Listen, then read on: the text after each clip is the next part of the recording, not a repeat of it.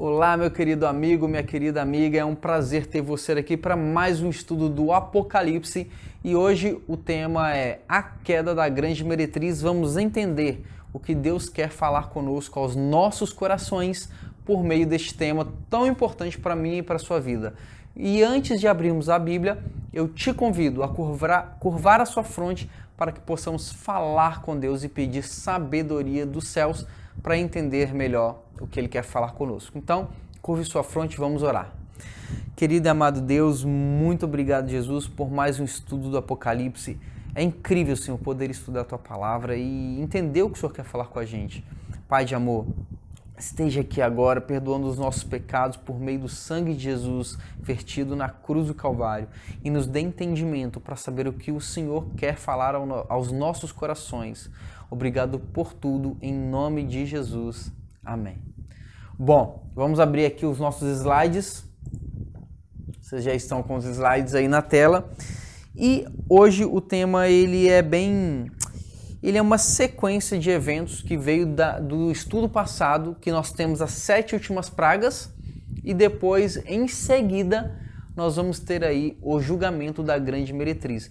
Abre a tua Bíblia em Apocalipse, deixa eu colocar aqui já o verso para você na Bíblia, em Apocalipse capítulo 17, versos 1 a 2, e fala assim: Veio um dos 7 anjos que tem as 7 taças e falou comigo, dizendo: Vem, mostrar-te-ei o julgamento da grande meretriz que se acha sentada sobre muitas águas, com quem se prostituíram os reis da terra, e, com o vinho de sua devassidão, foi que se embebedaram os que habitam na terra.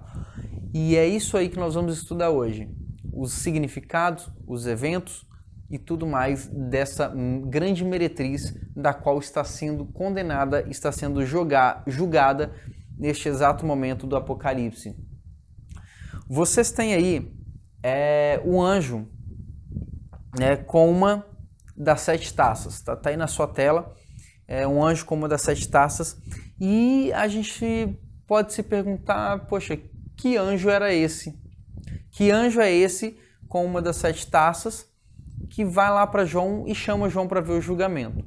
Como eu já falei, esse anjo provavelmente ele é um dos anjos que estão soltando as 7 últimas pragas que nós estudamos na semana anterior. E esses anjos, ele também chama João para poder ver o julgamento da grande meretriz. O que acontece aqui? Vamos só por um detalhe. Na Bíblia, você não tem capítulos, originalmente falando. Então, o Apocalipse é uma carta de João, como você escreveria uma carta para o seu pai, para sua mãe. Ela é corrida, não tem divisão de capítulos, versículos. Isso foi algo posterior para facilitar a leitura. Mas entendendo que é uma carta, então é uma sequência de eventos, João, ele primeiramente fala no capítulo 16 das 7 últimas pragas e na seguida ele já escreve, como se fosse uma carta, em sequência ele já escreve falando sobre esse julgamento da grande meretriz. Então, o apóstolo, na sequência das pragas, vem o julgamento. O que nós podemos entender disso? Que o julgamento ele está atrelado às pragas. Então ele vai vir em sequência delas ou durante as últimas pragas. E um detalhe, não é um julgamento para absolvição, é um julgamento para condenação, ok? Então o assunto aí da visão de João, neste capítulo 17, é sobre o julgamento da grande meretriz. E é interessante que este anjo mostra para João o julgamento. E existe no grego, inclusive, 2 palavrinhas para julgamento. E são essas aqui. A primeira é crisis, ou seja, um juízo em andamento, ou seja, um julgamento que está sendo feito, ainda não fechou a sentença. E o outro é crima, em que o resultado já saiu e aquele julgamento é para absolvição ou condenação. No caso da grande meretriz, eu creio que você já sabe, mas é para a condenação. Então o anjo usa a expressão crima. No grego, crima para falar do julgamento da grande meretriz. E nós temos agora as divisões do capítulo 17. Primeiramente, do verso 1 a 2, ele vai falar, é uma fala do profeta, é João falando. Dos versos 3 a 6, quem está falando ali é o anjo que ele está descrevendo os símbolos para João. Perdão, é uma descrição dos símbolos. E no verso 3, do verso 7 a 18, aí sim, é o anjo falando, conversando com João, dando a explicação de todos os eventos que se seguem para João. E aí nós temos agora as descrições dos símbolos. Nós vamos ver essas descrições aqui agora. Apocalipse 17:3 fala assim: transportou-me o anjo em espírito a um deserto e vi uma mulher montada numa besta escarlate, besta repleta de nomes de blasfêmia, com 7 cabeças e 10 chifres. E olha só, levado em espírito significa que João foi levado em visão. Não quer dizer que ele foi lá corporalmente, ele teve uma visão. E o escarlate aqui, que fala da mulher, é a cor vermelha e é considerado, inclusive, na Bíblia como a cor do pecado.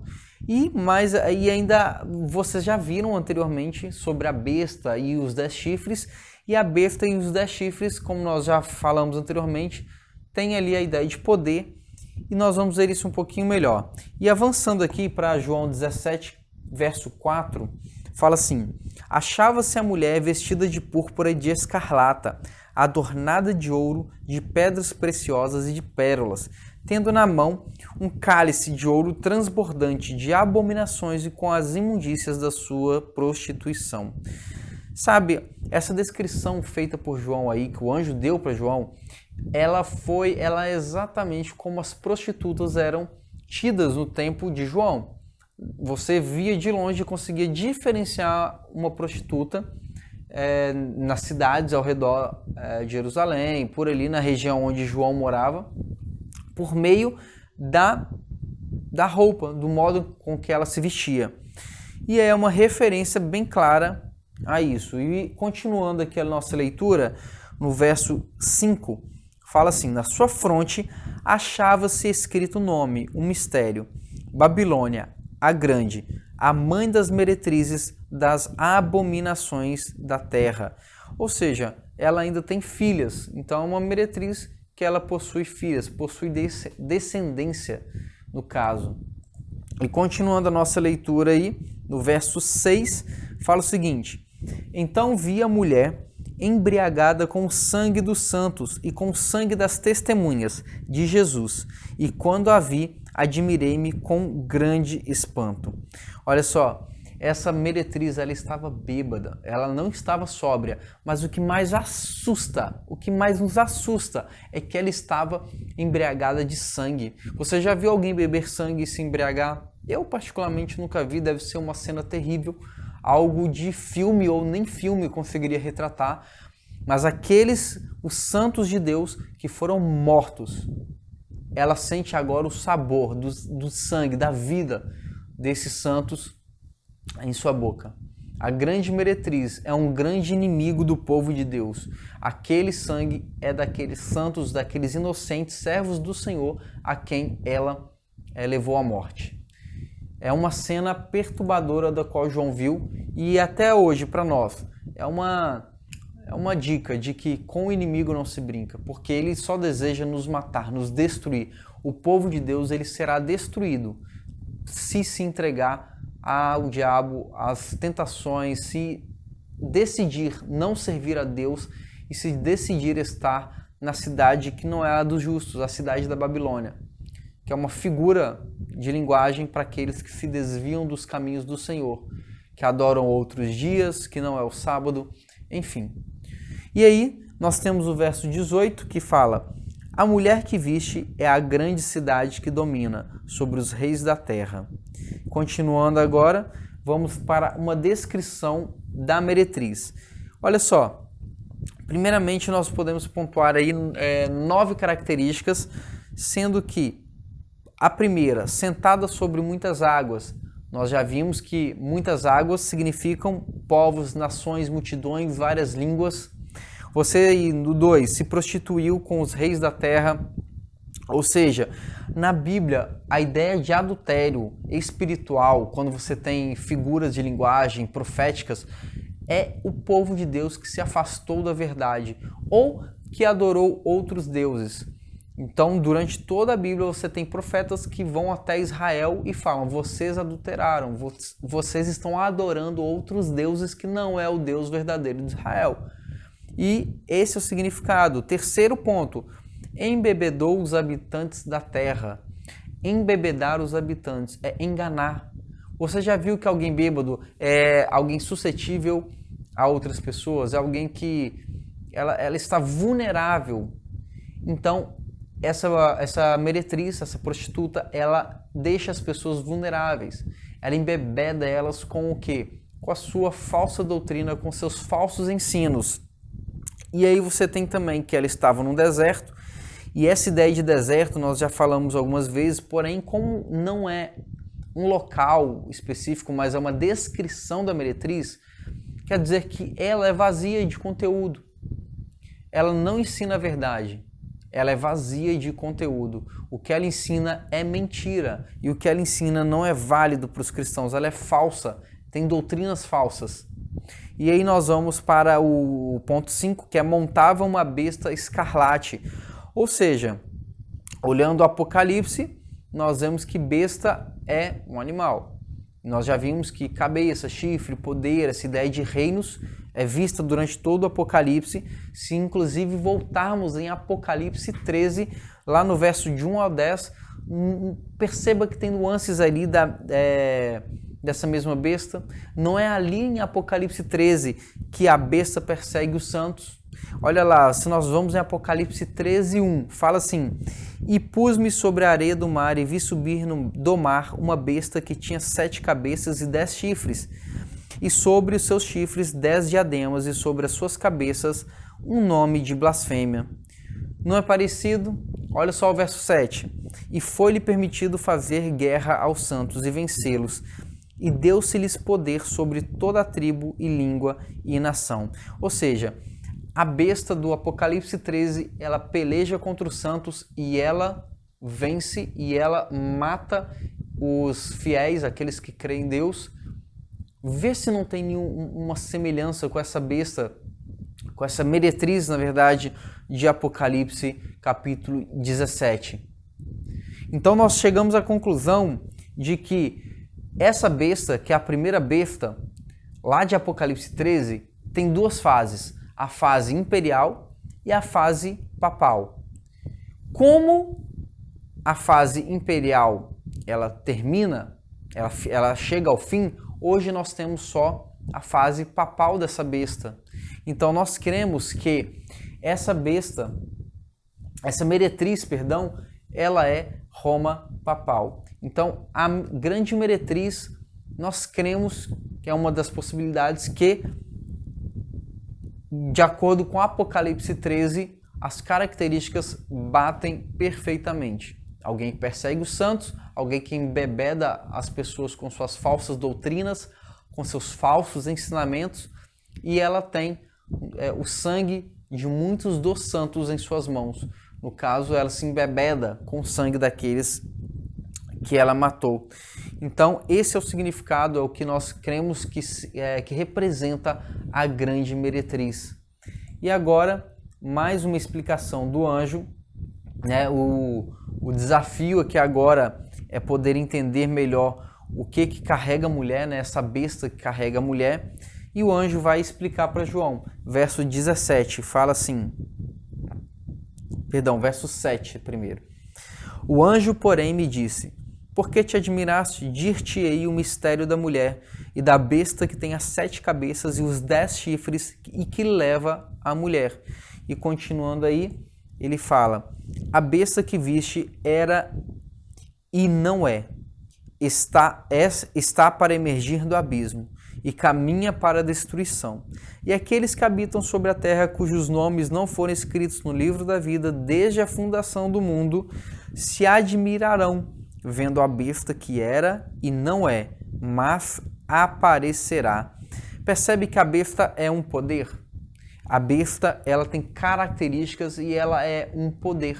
essa besta que carrega a grande meretriz é um poder e ela tem 3 fases. Se você pegar aqui no texto, vai falar assim que ele tem 3 momentos. A besta que era, primeira fase, primeiro momento, não está, segundo momento, e o terceiro momento, ela aparecerá. Então são 3 momentos distintos aí da besta. E seguindo aqui a nossa leitura, nós temos Apocalipse 17, 9 a 10, que fala: aqui está o sentido, que tem sabedoria. As 7 cabeças são 7 montes, nos quais a mulher está sentada. São também 7 reis, dos quais caíram 5, prestem atenção, caíram 5, um existe e o outro ainda não chegou. E quando chegar, tem de durar pouco. Continuando a leitura para o Apocalipse 17, 11, fala assim: e a besta que era e não é, também é ele, o 8º rei, e procede do 7 e caminha para a destruição. E Apocalipse 17, do verso 12 a 13, fala: os 10 chifres que viste são 10 reis, os quais ainda não receberam reino, mas recebem autoridade como reis, com a besta durante 1 hora. Tem estes um só pensamento e oferecem à besta o poder e a autoridade que possuem. Então, os 10 chifres representam 10 reis e esses 10 reis vão dar poder a essa besta. E continuando aqui na nossa leitura, fala assim, Apocalipse 17, 14: pelejarão eles contra o Cordeiro, e o Cordeiro os vencerá, pois é o Senhor dos senhores e o Rei dos reis. Vencerão também os chamados, eleitos e fiéis que se acham com ele. E aqui estão 144 mil, a representação simbólica, como já falamos, dos 144 mil junto ao Cordeiro de Deus, que ele vai pelejar e ele vai vencer junto com os santos. Uma grande promessa para mim e para você, inclusive. E continuando aqui na leitura, Apocalipse 17, 5 fala: falou-me ainda, as águas que viste onde a meretriz está assentada são povos, multidões, nações e línguas. Ou seja, muita gente ali vai apoiar, vai dar sustentação à besta e à meretriz. E Apocalipse 17, verso 16 a 17 fala: os 10 chifres que viste e a besta, esses odiarão a meretriz e a farão devastada e despojada. E lhe comerão as carnes e a consumirão no fogo, porque em seu coração incutiu Deus que realizem o seu pensamento, o executem a uma e deem à besta o reino que possuem, até que se cumpram as palavras de Deus.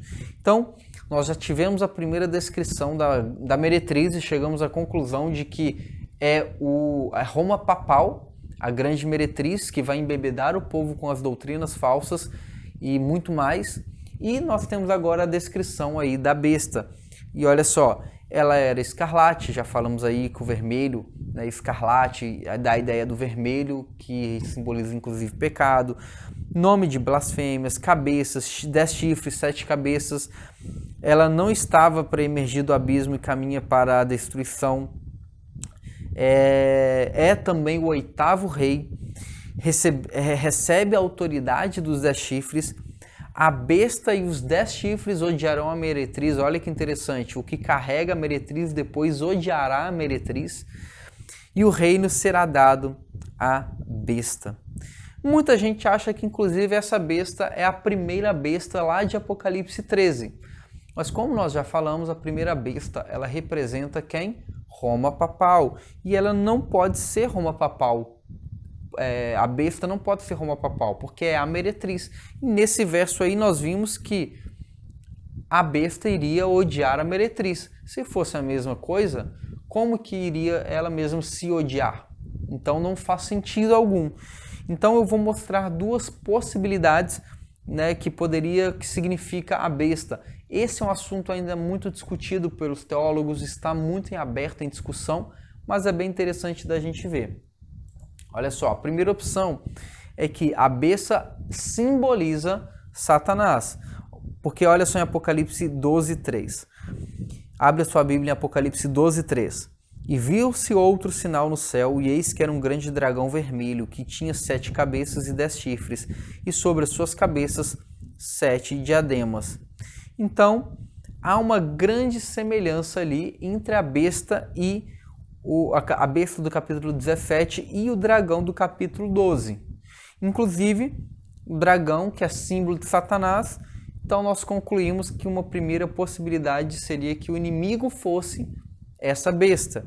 E ambos, como já falei aqui, ambos possuem 7 cabeças e 10 chifres, e tem a ideia do escarlate, do vermelho e tudo mais. Então, ela tem ali uma certa concordância. Porém, o que a gente faz com o verso 8?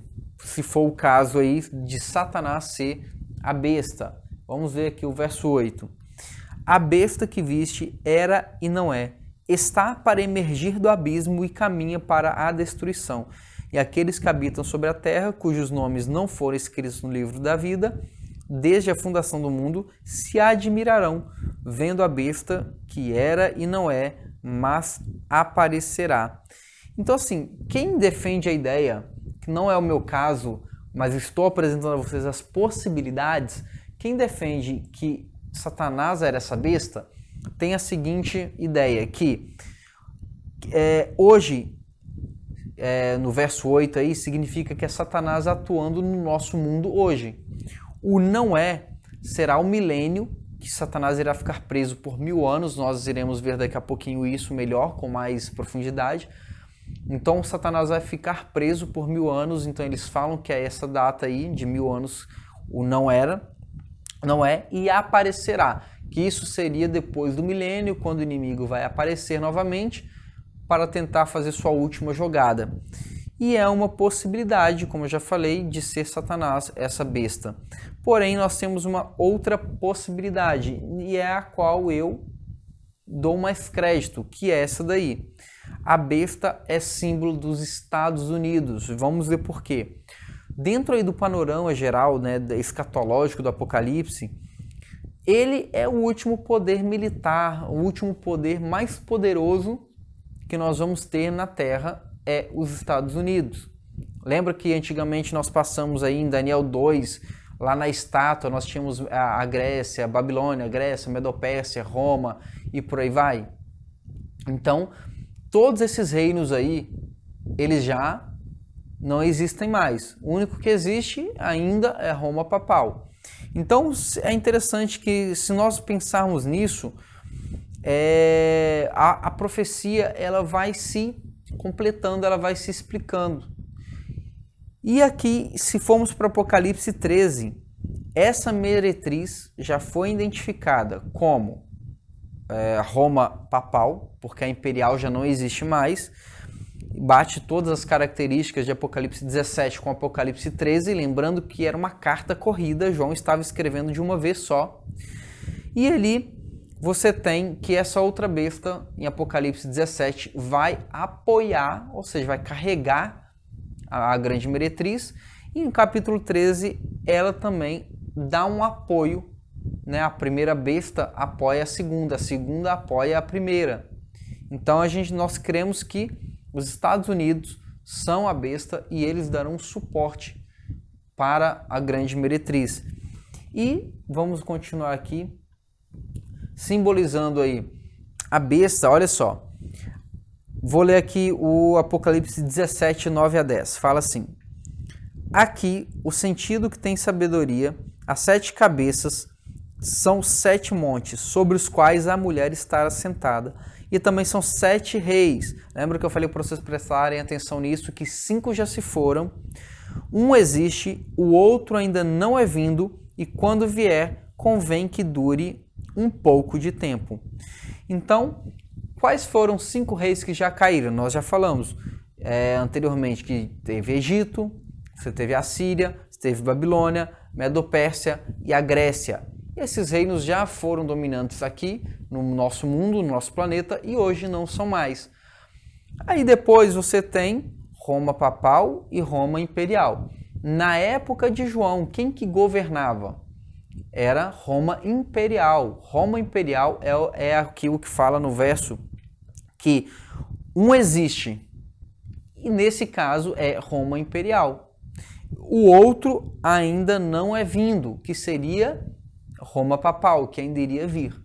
Então, no momento em que João está escrevendo, aquele que existe ali no momento é Roma Imperial, o que viria para ele era Roma Papal, e depois ele até fala que quando vier convém que dure um pouco de tempo. Então, chegou, no caso ali ainda não tinha chegado o papado, mas era Roma Imperial e hoje é Roma Papal. Então, como você pode ver aí na sua tela, a representação de Roma Papal é feita pela Grande Meretriz e a besta pelos Estados Unidos. E como que o reino dos Estados Unidos ele se relaciona com o oitavo rei, com essa ideia de besta. Tem um livro chamado O Último Império, eu até tenho ele aqui na minha biblioteca, não sei onde ele está, mas ele fala sobre esse último reino. Aqui, olha, esse daqui. Esse aqui é o livro, O Último Império, eu tenho ele na versão em inglês, The Last Empire, meu inglês é muito ruim, né? Mas esse livro aqui é do meu professor, inclusive, um grande teólogo, um grande escritor, Vanderlei Dornelles, e ele fala bastante sobre a ideia dos Estados Unidos como sendo essa besta. Vale a pena você pesquisar e vale a pena você comprar esse livro para ler com mais profundidade ainda em casa. E olha só, todo o ódio do inimigo ele é derramado sobre o povo de Deus. Durante todas as eras, você pode ver que sempre o inimigo tentou derrubar o povo de Deus. E no último momento da história, o inimigo vai usar com muita força a nação dos Estados Unidos para matar e acabar com os filhos dele, com os filhos de Deus, na verdade. Então o inimigo vai usar essa grande e poderosa nação para difundir as heresias, difundir as mentiras por meio da Grande Meretriz. E olha só, como assim os Estados Unidos têm uma ligação com o Império Romano? Como que ele tem a ligação com impérios até mesmo anteriores a Roma Papal? Então, se de fato os Estados Unidos vão dar algum apoio para a Roma Papal, e no caso para os decretos que ela vai inferir, no caso nós já estudamos também, seria primeiro um decreto dominical e depois um decreto de morte, quem irá dar esse grande apoio será a nação dos Estados Unidos. E nós vamos ver aqui, por exemplo, algumas certas coincidências que não são teorias da conspiração de forma alguma, mas coincidências que você pode prestar atenção. Aqui é uma nota de $1, inclusive essa comparação aqui está nesse livro do professor Vanderlei Dornelles, professor e pastor Vanderlei Dornelles. E a primeira coisa que nós vemos aí é a ideia religiosa, vinculada ao Estado. Lembrando que religião e Estado sempre deu errado quando se juntaram, mas na nota de $1 você pode ver aí a frase: em Deus nós confiamos. A segunda coisa, uma pirâmide de 13 camadas. E o que significa essa ideia de pirâmide de 13 camadas? Bom, eram 13 pessoas na ceia, e isso aí tem um simbolismo muito grande, né? Essa questão histórica, essa questão religiosa. Então eram 13 pessoas na ceia, o número da transformação e renascimento era o 13, 12 signos mais o sol, você pode ver os 12 degraus aí da pirâmide e o sol lá no topo. Então 13 colônias também americanas que foram fundadas ali quando os imigrantes vieram para os Estados Unidos, né, os pais peregrinos chegaram, tinham as 13 principais colônias. Então, o número 13 ele é bem significativo para essa nação. Outra coisa, os algarismos romanos. Você pode ver aí bem na base da pirâmide que tem alguns algarismos romanos. E o que eles significam? O M é 1000, o D é 500, o C é 100 e se você fizer as contas aí vai totalizar 1776. O que aconteceu em 1776 esse ano? A independência americana. Mas aí eu te pergunto, por que está escrito em algarismos romanos? Por que não está escrito o número bonitinho? Então, há uma influência já desde então do sistema romano ao nosso continente americano, iniciando ali pelos Estados Unidos, que tem um grande poderio. E será que não é muita coincidência, na verdade, isso tudo? E outra coincidência também com a ideia de pirâmide dos antigos egípcios, lá do Egito Antigo. Você também tem aí a águia branca, que é uma representação da nação, e a águia de cabeça branca, no caso, né? E na mitologia ela era considerada a ave de Zeus, um deus grego. Então uma relação também com a Grécia, com o Egito, com Roma. Tudo isso aí é bem forte para essa nação. Olha só, o olho de Horus também, que era o deus solar, filho de Osíris. Mais mitologia grega, mais misticismo aí integrado à religião. Lá em cima tem, em Deus nós o que? Nós confiamos. Nós temos aí também uma palavra escrita em latim, Anut Coeptis, não sei se eu falei muito certo, mas significa ele sorriu às nossas realizações. É uma expressão latina. E em uma nota nós vemos a filosofia de toda uma nação. Em uma nota você vê a referência de outras nações que vieram antes dela e que têm influência sobre ela, inclusive. Né? E essas duas possibilidades que eu apresentei, eu acredito mais nessa segunda, em que a besta representa os Estados Unidos. E, meu querido, eu quero agora finalizar com um verso, com uma frase, na verdade, que fala assim: há um Deus que governa acima de todas as forças humanas e conduz a história em direção a um final. Querido, minha querida, Jesus está voltando. A maior certeza que eu vou te dar é que Jesus está voltando. E é Ele quem governa e é Ele quem está no controle de tudo. Ele sabe a nação que vai cair, a nação que vai se levantar, mas o mais importante, Jesus está voltando para libertar o povo dele. Jesus está voltando com que aqueles que se propuseram a adorar a Cristo em espírito e em verdade possam ser salvos. O Senhor Jesus, ele vem para dar o galardão para aquele que busca a salvação. E hoje, o nosso Deus, ele manda avisos, ele manda por meio da palavra dele te orientar a seguir os caminhos da verdade. Deus está no controle e eu só te peço, deixe Deus controlar a sua vida hoje. Deixe Deus estar no controle.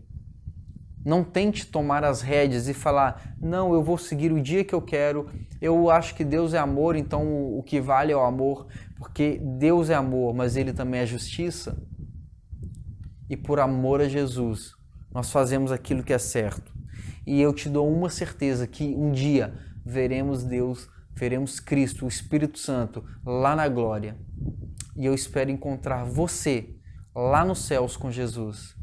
Amigo, o Apocalipse é um livro de esperança que nos mostra o que aconteceu no passado e o que vai acontecer. E falta pouco para tudo acontecer e para que esse mundo chegue ao seu fim, chegue ao final. E eu te convido a estar do lado certo, a estar do lado de Cristo. E é com esse apelo ao seu coração que eu te convido para fazer uma oração para que possamos finalizar o estudo de hoje. Feche seus olhos. Querido Pai, entendemos melhor, Senhor, quem é a besta, quem é a meretriz e sabemos, Senhor, as ideias, as intenções do inimigo para usar esses poderes para poder acabar com os teus filhos nessa terra, para poder disseminar, dissipar com a verdade, por meio da mentira, embebedando aqueles que querem ser embebedados, Senhor. Pai, nos dê sabedoria para que entendamos melhor aquilo que o Senhor quer da nossa vida. Perdoe os nossos pecados em nome de Jesus. Amém. Meu querido, minha querida, te espero na próxima semana. Um grande abraço e tchau, tchau.